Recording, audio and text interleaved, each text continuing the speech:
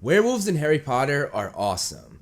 Continuing my werewolf series of videos after my Remus Lupin video and my what happens if two werewolves mate during the full moon video. This time we're going to take a deeper look at the species, and I'm going to tell you everything you need to know about werewolves. I know the Harry Potter series came out almost a decade ago, but there are still those in the comment section who say I need spoiler warning, so spoiler warning. There you go.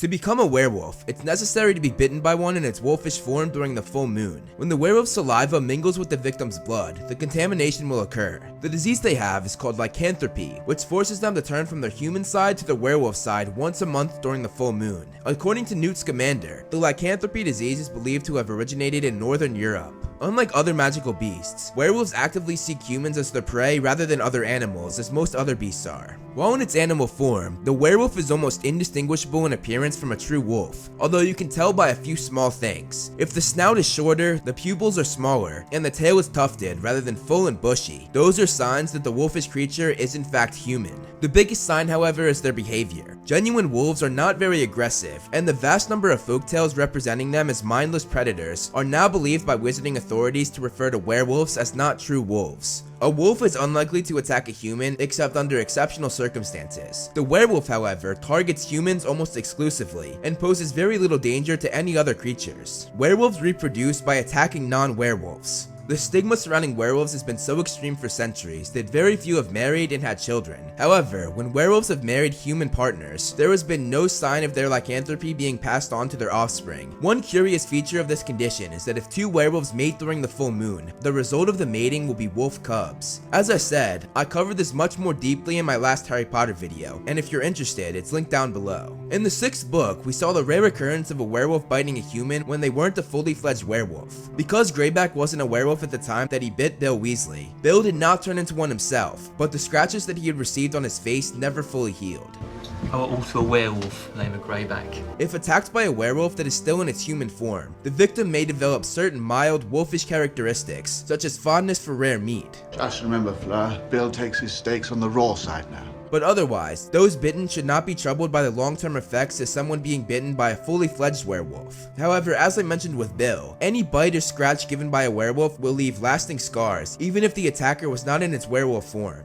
There are werewolves worldwide, and they have traditionally been pariahs in the wizarding world. Witches and wizards who are frequently involved in hunting or studying such creatures are known for being exposed to a higher risk of attack, and one of the first to study this species in the late 19th century was a man named Professor Marlowe Forfang. He undertook the first comprehensive study of their habits, and he found that nearly all of those he managed to study and question had been wizards before being bitten. He also learned from the werewolves that muggles tasted differently than wizards, and that muggles are much more likely to die of their wounds, whereas witches and wizards survive to become werewolves. The Ministry of Magic's policies on werewolves have always been confusing and inefficient. A werewolf code of conduct was developed in 1637, which all werewolves were supposed to sign, promising not to attack anyone, but to lock themselves up securely every month. Unsurprisingly, nobody signed the code, as nobody was prepared to walk into the ministry and admit to being a werewolf, something that the later werewolf registry made by Newt Scamander would also have problems with. For years, this werewolf registry that every werewolf was supposed to sign their name and personal details had remained incomplete and unreliable because so many newly bitten sought to conceal their condition and escape their inevitable shame and exile. Werewolves have been shunted between the beast and being divisions in the Department for the Regulation and Control of Magical Creatures for years, because nobody could make up their minds whether a werewolf should be classified as a human or a beast. At one point, the Werewolf Registry and the Werewolf Capture Unit were both in the Beast Division, while at the same time, an Office for Werewolf Support Services was established in the Being Division. However, this was all pointless, as nobody ever presented themselves for support services for the same reason that very few ever signed the registry, again not wanting to come out with their shameful illness, and it was eventually closed down. Because werewolves were so hated by the wizarding world, some werewolves have come to hate the wizarding society, and as such, they created their own society. Under Werewolf Greyback's leadership, this underground society works to infect as many people as possible, especially children, with the goal of one day having enough strength to take control of the wizarding community. They hated the wizarding community so much that when the Second Goblin Rebellion took place, they joined the Goblin side to help them in their war against the wizards. This gave the goblins a huge advantage in the fight, as the wizards went from fighting 4-foot goblins to 7-foot vicious werewolves when they were transformed.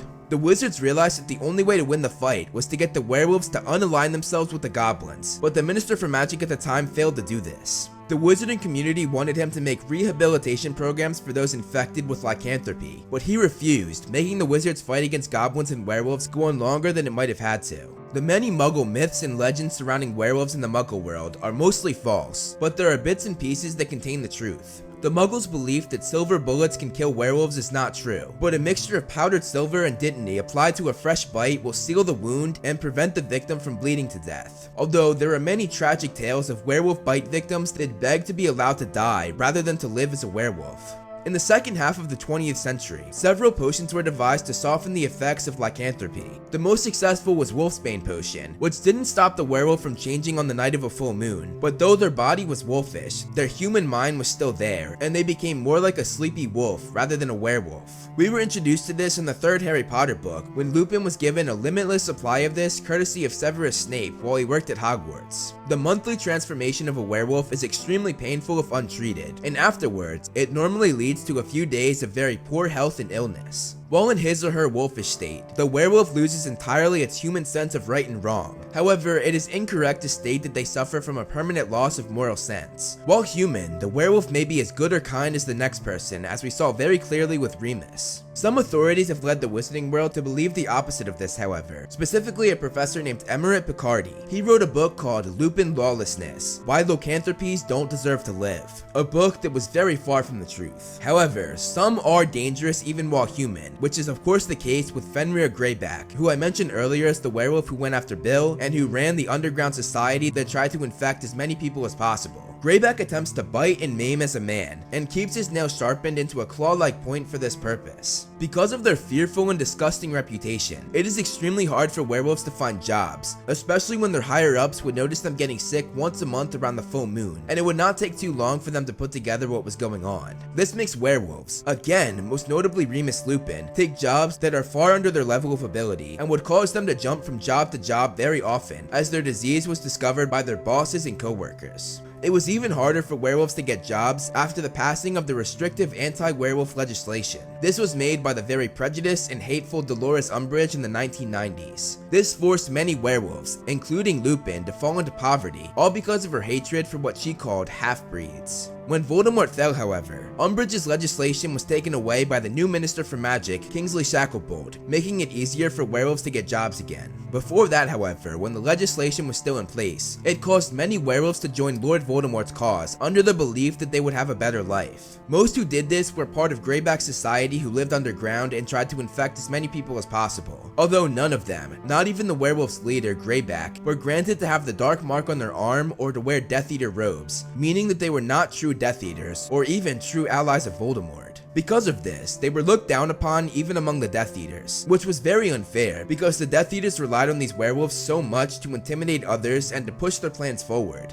Remus Lupin spied on these werewolves for Dumbledore and the Order of the Phoenix, and he lived underground trying to recruit some to their side. Unfortunately, he was not very successful at that, but he did get loads of information that the Order could use to its advantage. Throughout the series, we saw a few werewolves and saw many who were involved with werewolves. The main werewolf in the series is of course Remus Lupin, who again I made a whole video on. It's linked down below if you're interested. He was scared to marry his wife Tonks, not wanting his bad reputation as a werewolf to rub off on his wife, and more importantly, he did not want to pass this disease onto their child. Luckily, their son Teddy Lupin was born without lycanthropy, because as I said before, it's impossible to pass this on unless it's through a bite. Lupin was the first werewolf to be awarded Order of Merlin First Class after a sacrifice in the Battle of Hogwarts to help restore the Wizarding World to peace. This also lifted the stigma on werewolves among the Wizarding World, Lupin making great strides for his kind after his death. The werewolf that infected Remus, and who was the most known werewolf in the series next to Lupin, is Greyback, who so far I've talked about a lot because he had a great impact on the werewolves in the series.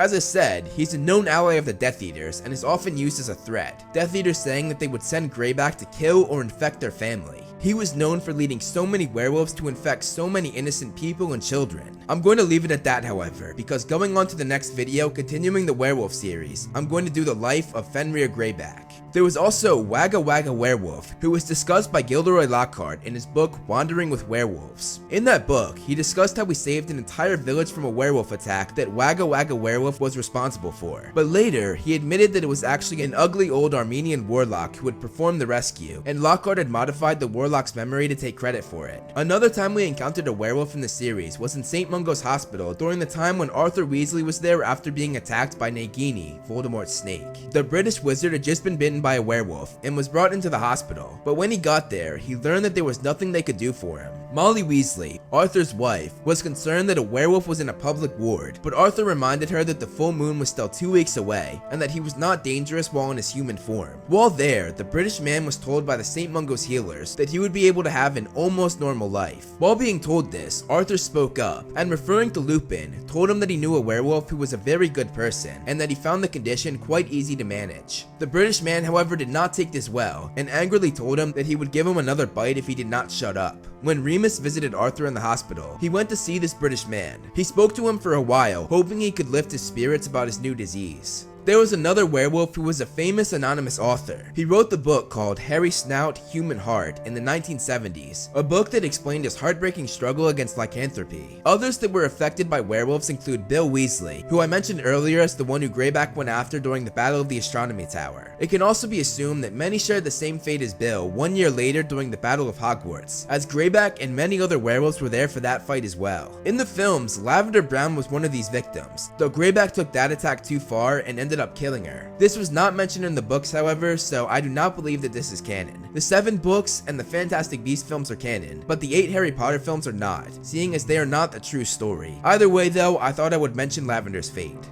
Werewolves have a hard and sad life. They suffer so much, and most don't deserve this awful life. Luckily, with many advancements like the Wolfsbane potion, with Umbridge's anti-werewolf legislation getting taken away, and with Remus Lupin taking great strides to better their reputation, life is getting easier for werewolves every day. Thank you so much for watching, guys. You can follow me on social media to see more of my personal life and see more of this little dude. You can follow me on Twitter and Facebook for Movie Flame updates. And I want to give a huge shout out to all my patrons listed below. If you want to be featured in the next video, plus get a bunch of other rewards, become a patron today. Again, thank you so much for watching. Make sure you press that like button and subscribe, and look out for more great videos on the way.